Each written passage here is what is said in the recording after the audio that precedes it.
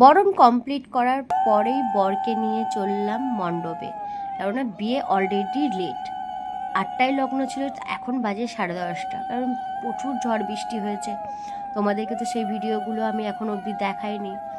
যদি তোমরা দেখতে চাও কমেন্টে জানাবে, অবশ্যই তোমাদের দেখাবো।